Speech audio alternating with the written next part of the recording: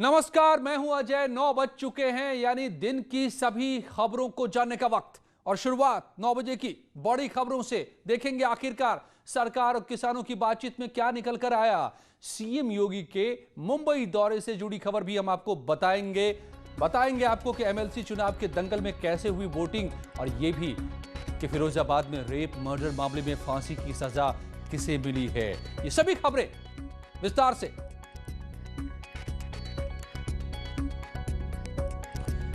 और बड़ी खबर जो आ रही है, इस वक्त की तस्वीर मुंबई से निकलकर सामने आ रही है। मुंबई में मुख्यमंत्री योगी आदित्यनाथ फिल्म इंडस्ट्री में पहुंचे हुए हैं और यहां मिल रहे हैं दिग्गजों से, बॉलीवुड के दिग्गजों से। मुंबई पहुंचे हैं सीएम योगी आदित्यनाथ। कल मुख्यमंत्री योगी बॉम्बे स्टॉक एक्सचेंज में म्युनिसिपल बॉन्ड को लॉन्च करेंगे, लेकिन उससे पहले सीएम योगी फिल्म जगत के हस्तियों से मिल रहे हैं, जिसमें अक्षय कुमार भी शामिल हैं। यूपी में फिल्म सिटी को लेकर के चर्चा कर रहे हैं सीएम योगी का ये बेहद ही करीबी प्रोजेक्ट बन चुका है film industry, film city greater Noida में, और इसको लेकर खुद इस वक्त मुलाकात कर रहे हैं दिग्गजों से। अक्षय कुमार समेत तमाम बॉलीवुड के दिग्गजों से यहां पहुंचे हुए सीएम योगी। सर्वेश तिवारी हमारे संवाददाता मेरे साथ जुड़ गए हैं मुंबई से। सर्वेश, जरा हमें समझाइए, बताइए आप क्या देख रहे हैं, सीएम इस वक्त क्या कर रहे हैं?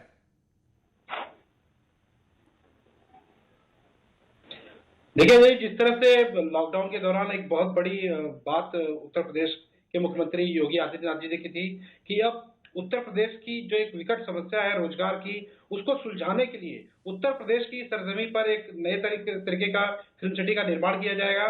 उसी के पहल के लिए आज योगी जो मुख्यमंत्री आदित्यनाथ मुंबई पहुंच चुके हैं, और कल का जो शेड्यूल है, आज जो पहली एक मीटिंग है, अक्षय कुमार जो बॉलीवुड के बड़े अभिनेता है, उनके साथ सबसे पहली एक मीटिंग उनके साथ है, जो मुंबई के एक निजी होटल में होनी संपन्न है। उसके बाद जो उनका पूरा सुबह का शेड्यूल है, वो सुबह 9 बजे बॉम्बे स्टॉक एक्सचेंज में जो लखनऊ कॉर्पोरेशन को लेकर जो ब्रांड की जो लॉन्चिंग है उसको की जाएगी। उसके बाद तकरीबन 10:30 बजे से लेकर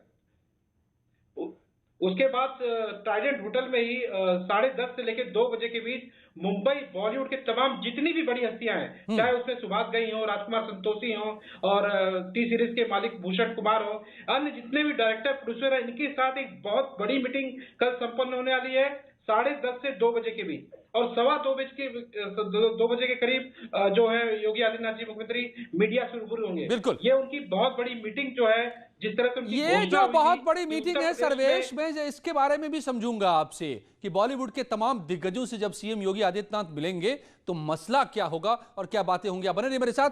मैं ये भी बता दूं कि आत्मनिर्भर बनने जा रहा है अब लखनऊ नगर निगम, और इसे आत्मनिर्भर बनाने वाले कार्यक्रम में शामिल होने के लिए मुख्यमंत्री योगी आदित्यनाथ मुंबई पहुंचे हैं। सीएम योगी बॉम्बे स्टॉक एक्सचेंज में मुंबई में लखनऊ म्युनिसिपल बॉन्ड की लिस्टिंग सेरेमनी में शामिल होंगे।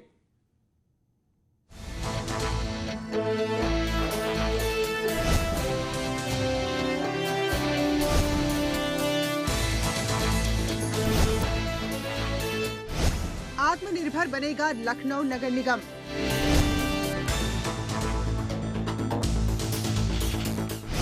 लखनऊ म्युनिसिपल कॉर्पोरेशन की सफलता की फेहरिस्त में एक नई कामयाबी। लखनऊ नगर निगम बॉन्ड जारी करने वाला उत्तर भारत का पहला नगर निगम बन गया है। मुंबई में बॉम्बे स्टॉक एक्सचेंज में इस बॉन्ड की लिस्टिंग हुई है। बॉन्ड के माध्यम से मिले पैसे से लखनऊ का विकास किया जाएगा। बुनियादी ढांचागत योजनाओं में निवेश होगा। नवंबर के शुरुआती हफ्ते में ही लखनऊ नगर निगम ने बीएसई बॉन्ड मंच के माध्यम से नगर पालिका बॉन्ड जारी कर 200 करोड़ रुपए जुटाए। लखनऊ नगर निगम के बॉन्ड पर निवेशकों को 8.5% वार्षिक ब्याज मिलेगा और बॉन्ड पूरा होने का वक्त 10 साल है। ये बॉन्ड न सिर्फ लखनऊ की तस्वीर और छवि को बदलेगा, बल्कि देश विदेश से निवेश जुटाने में भी मदद मिलेगी। लखनऊ नगर निगम के बॉन्ड की सफल लॉन्चिंग के बाद अब यूपी सरकार गाजियाबाद, वाराणसी, आगरा और कानपुर जैसे नगर निकाय के बॉन्ड लॉन्च करने की तैयारी में है। इससे राज्य सरकार के पास हजारों करोड़ रुपए आएंगे। राज्य सरकार पैसों का निवेश करेगी और उससे मिलने वाले रिटर्न से ही निवेशकों का ब्याज देगी। इस बॉन्ड लॉन्च करने से पहले वित्तीय एजेंसियों ने इसकी रेटिंग की है और बॉन्ड को अच्छी रेटिंग दी है। देश में इन दिनों नगर निगम पैसे जुटाने के लिए बॉम्बे स्टॉक एक्सचेंज का प्लेटफॉर्म इस्तेमाल कर रहे हैं और ये मंच बेहतर तरीके से मदद कर रहा है। बीएसई ने कुल 11 नगर पालिका बॉन्ड जारी किए हैं जो कुल मिलाकर 3,690 करोड़ रुपए के हैं। इनमें से बीएसई बॉन्ड मंच की हिस्सेदारी 3,175 करोड़ रुपए है। इस तरह नगर पालिका बॉन्ड बाजार में बीएसई की हिस्सेदारी 86% है। यूपी तेजी से विकास करने वाला राज्य है। पिछले 3 साल में योगी सरकार ने न सिर्फ कानून व्यवस्था को बेहतर किया बल्कि विकास के लिए नए अवसर बनाए हैं। इसी कड़ी में लखनऊ नगर निगम से जारी हुए बॉन्ड विकास की नई कहानी लिखेंगे। न्यूज़ 18 के लिए लखनऊ से अलाउद्दीन की रिपोर्ट। तो कल इस बॉन्ड की लिस्टिंग होगी जिसे लॉन्च करेंगे खुद सीएम योगी, इसलिए पहुंचे हैं मुंबई और साथ ही लगे हाथ बात कर रहे हैं वो इस वक्त बॉलीवुड के दिग्गज से। और कल भी होगी बड़ी मुलाकात जो नोएडा में, ग्रेटर नोएडा में फिल्म सिटी बनने जा रही है, उसे लेकर के। और कृषि कानून की बात करते हैं। इसके विरोध में प्रदर्शन कर रहे किसानों और सरकार के बीच हुई बैठक में फिलहाल कोई हल नहीं निकला। किसान अपना आंदोलन जारी रखेंगे। सरकार की ओर से प्रेजेंटेशन दिया गया किसानों के सामने। 2 मंत्री आप देख रहे हैं, पीयूष गोयल और कृषि मंत्री नरेंद्र सिंह तोमर ने प्रेजेंटेशन दिया, बताया बारीकियों के बारे में। बिल के विज्ञान भवन में यह बैठक हुई थी जिसमें एपीएमसी एक्ट और एमएसपी पर सरकार की तरफ से विस्तार से किसानों के सामने सारी बातें रखी गई। साथ ही सरकार किसानों को एमएसपी पर समझाने की कोशिश भी सरकार की तरफ से, मगर किसानों से अभी बात बनी नहीं है। अब फिर से अगली बातचीत 3 दिसंबर को होगी।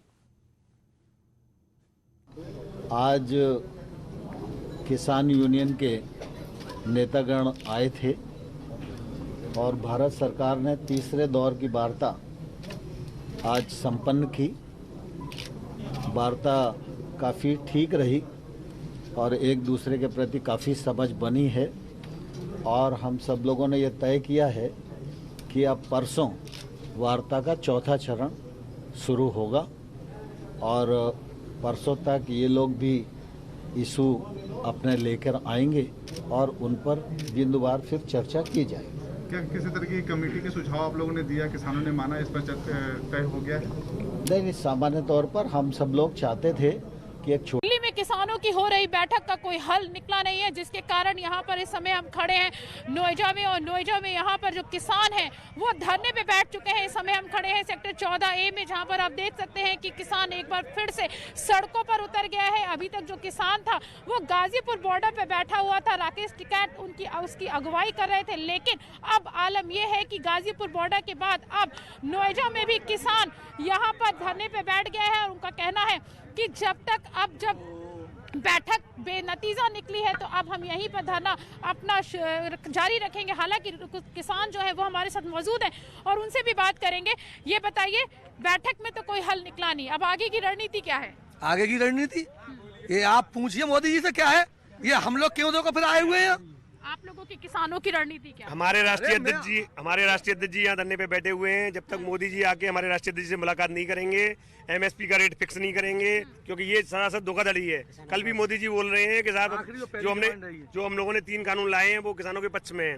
लेकिन हमारे राष्ट्रीय अध्यक्ष जी का कहना ये है कि ये भी जो भी कानून लाया गया हुआ है। अब आप लोगों का धरना गाजीपुर बॉर्डर के बाद अब यहाँ पे भी जारी रहेगा? हम तो और अंदर जा रहे थे लेकिन बैरिकेडिंग लगा के यहाँ पे रोक दिया गया है। अब हम यहीं बैठेंगे, अंदर नहीं जाएंगे और प्रधानमंत्री जी को यहीं आके वार्ता करनी पड़ेगी। यहाँ पर आगे ये भ्रम फैला दिया गया कि हम लोग संसद घेराव करने जा रहे हैं। किसान संसद घेराव नहीं कर रहा था, हम लोग सिर्फ शांति से जंतर मंतर पे और आमला मैदान पे हम लोग जाना चाह रहे थे। लेकिन क्योंकि हम लोग किसान है, ये हिंदुस्तान के अंदर आता है, दिल्ली में हम कभी भी आ जा सकते हैं। लेकिन उन्होंने जानबूझ के ये भ्रम फैला दिया कि हम लोग संसद का घेराव करने जा रहे थे। हम लोग शांति से जंतर मंतर पे और आमला मैदान में बैठने के लिए जाना चाह रहे थे। देखना होगा कि इस आंदोलन और सरकार की बातचीत से क्या निकलकर सामने आता है। महोबा के क्रशर कारोबारी इंद्रकांत त्रिपाठी की आत्महत्या का मामला आपको याद होगा। इसमें आरोपी सिपाही अरुण यादव ने कोर्ट में सरेंडर किया है। लखनऊ के एंटी करप्शन कोर्ट में अरुण यादव ने सरेंडर किया। 2.5 महीने से सिपाही फरार चल रहा था। कल ही प्रशासन ने सिपाही पर इनाम घोषित किया था और अब इसने सरेंडर कर दिया।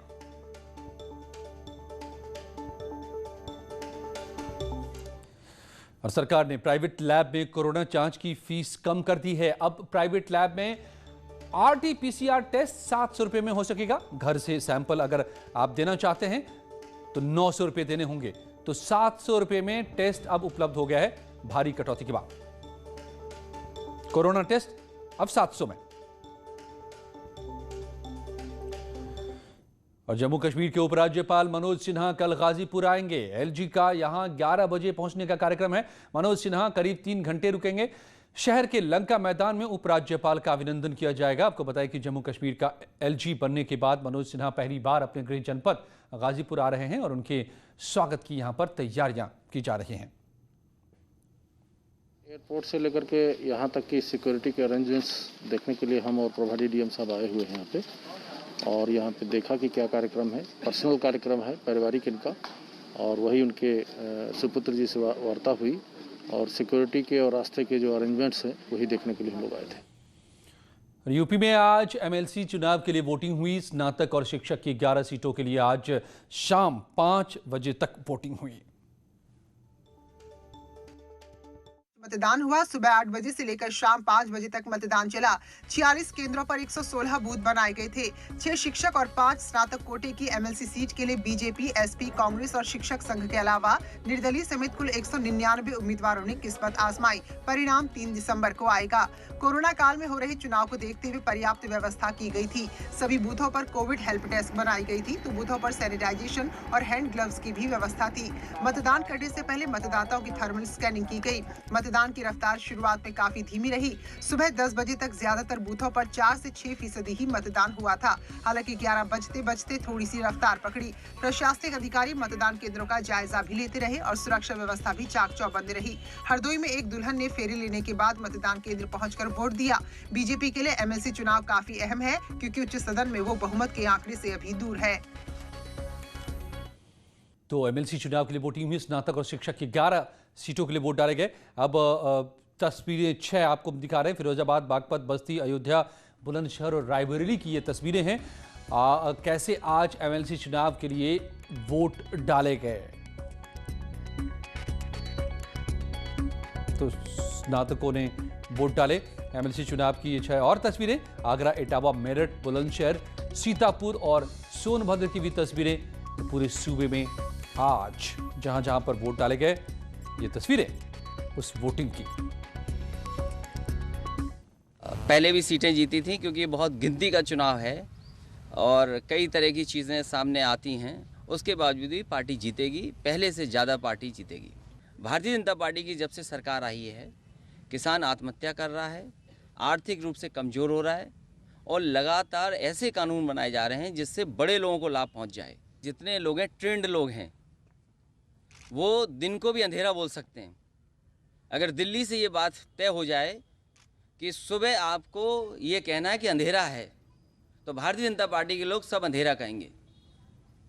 ये कोई नई बात नहीं है, वो ट्रेंड झूठ बोलने वाले लोग हैं। सुल्तानपुर से हर्ष फायरिंग का एक वीडियो सोशल मीडिया पर वायरल हो रहा है। यहां एक कार्यक्रम में सत्येंद्र प्रताप सिंह नाम के एक शख्स ने खुलेआम गोलियां दागनी शुरू कर दी।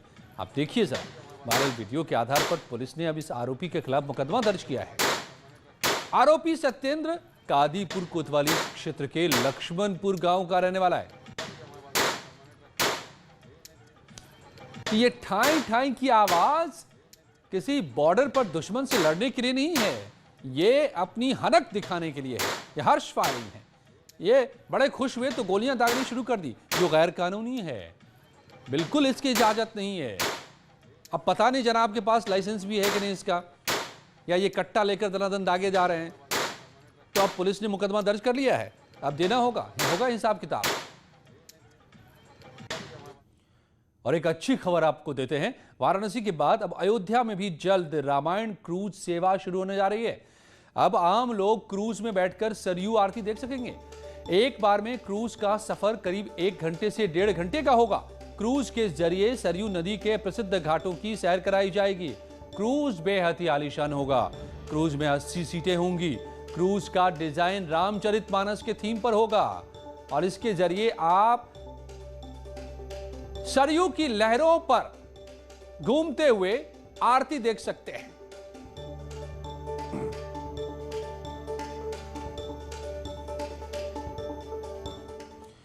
और फिरोजाबाद में 8 साल की बच्ची के साथ हुई रेप के बाद हत्या के केस में पॉक्सो कोर्ट ने आरोपी को फांसी की सजा सुनाई है।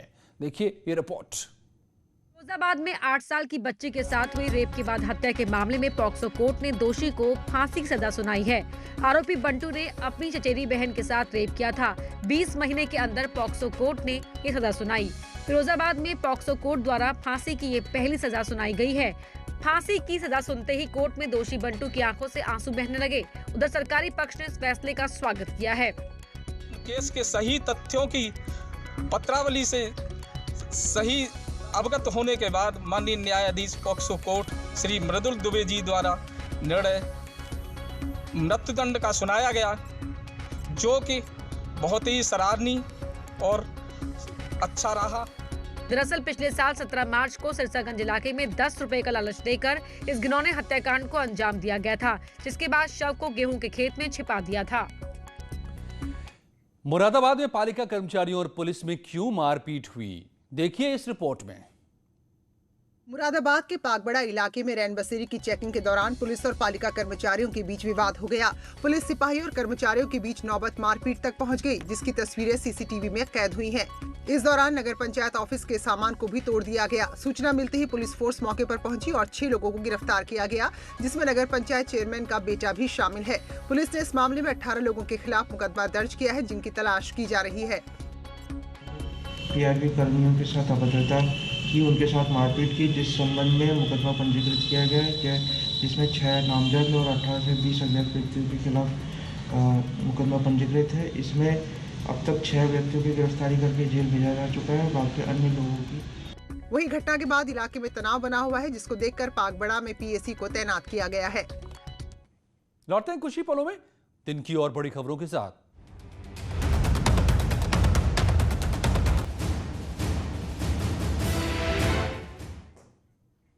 Welcome back. अक्षय कुमार से मिले सीएम योगी। इस वक्त बड़ी खबर मुंबई से निकलकर सामने आ रही है। तस्वीर सामने आ रही है इस मुलाकात की, जिसमें सीएम योगी और अभिनेता अक्षय कुमार आपको आमने सामने दिखाई दे रहे हैं। ये मुलाकात बेहद अहम है, क्योंकि इस मुलाकात के दौरान फिल्म सिटी जो ग्रेटर नोएडा में बनने जा रही है, उसको लेकर बातचीत की गई। मुंबई पहुंचे हुए हैं सीएम योगी आदित्यनाथ और यहां पर बड़ी मुलाकात कर रहे हैं वो फिल्म इंडस्ट्री के दिग्गजों से। ये आप देख रहे हैं मंत्री सिद्धार्थनाथ सिंह भी हैं, सीएम योगी भी हैं, मंत्री सिद्धार्थनाथ सिंह हैं और अक्षय कुमार यहां बैठे नजर आ रहे हैं आपको, और उद्योग मंत्री भी हैं। तो सभी की मुलाकात यहां अक्षय कुमार से। दरअसल ग्रेटर नोएडा में फिल्म सिटी बनाने का ऐलान किया है सीएम योगी आदित्यनाथ ने, और ये बेहद ही करीबी प्रोजेक्ट उनका बन चुका है। कल बॉलीवुड के दिग्गजों के साथ मुलाकात होगी। बड़े सभी नामी फिल्मकार उस बैठक में शामिल होंगे, सीएम योगी के साथ चर्चा करेंगे। आज ये मुलाकात, आज पहुंचे सीएम योगी शाम में और अक्षय कुमार से मुलाकात हो रही है। कल लखनऊ म्यूनिसिपैलिटी के लिए का बॉन्ड भी जारी करेंगे, लिस्टिंग होगी बॉन्ड की मुंबई स्टॉक एक्सचेंज में, और इसी मौके पर यह भी मुलाकात। तो ये बड़ी मुलाकात है। अक्षय कुमार से सीएम योगी मिल रहे हैं। यूपी में ग्रेटर नोएडा में फिल्म सिटी बनाने को लेकर बातचीत। और फतेहपुर में करोड़ों रुपए कीमत की बालू चोरी हो गई। करीब 7000 घन मीटर बालू यहां से गायब हो गए। अब इस मामले का डीएम ने संज्ञान लिया है। फतेहपुर में करोड़ों रुपए की सीज की गई बालू चोरी के मामले में जांच तेज हो गई है। डीएम ने एसपी को पत्र लिखकर लापरवाह पुलिस अधिकारी और कर्मचारियों पर कार्रवाई को कहा है। दरअसल 6 अगस्त को प्रशासन ने 8300 घन मीटर बालू सीज की थी, जिसके 2 महीने के अंदर ही सीज की गई बालू गायब हो गई। हैरानी की बात है कि पुलिस की निगरानी के बाद भी माफिया बालू चोरी कर ले गए और पुलिस को कानों कान इसकी भनक तक नहीं लगी। लेकिन इस मामले में पुलिस के हाथ अब तक खाली हैं, जिसको लेकर पुलिस महकमा ही सवालों के घेरे में है। अब खनिज विभाग ने पूरे मामले में जिलाधिकारी से रिपोर्ट तलब की है, जिसके बाद डीएम ने निगरानी में लापरवाही बरतने वाले दोषी पुलिसकर्मियों के खिलाफ विभागीय एक्शन को लेकर एसपी को पत्र लिखा है। क्योंकि राजस्व से जुड़ा हुआ मामला है, इसमें माह सितंबर में थाना स्थानीय पर इस अज्ञात लोगों के विरुद्ध एफआईआर भी प्रथम सूचना रिपोर्ट दर्ज की गई है। और इसमें जो निगरानी का उत्तरदायित्व संबंधित थाने का था, उसमें अगर लापरवाही पाई गई है तो इसके लिए पुलिस अधीक्षक महोदय को पत्र लिखा गया है कि उनके उत्तरदायित्व निर्धारित करते हुए उनके खिलाफ कार्रवाई की जाए। ट्रक के ट्रक बालू चोरी हो जाते हैं और तब खबर मिलती है प्रशासन को जब सारे के सब बालू गायब। बड़ा सवाल कुछ ही पलों में जारी है यहाँ खबरों का सिलसिला।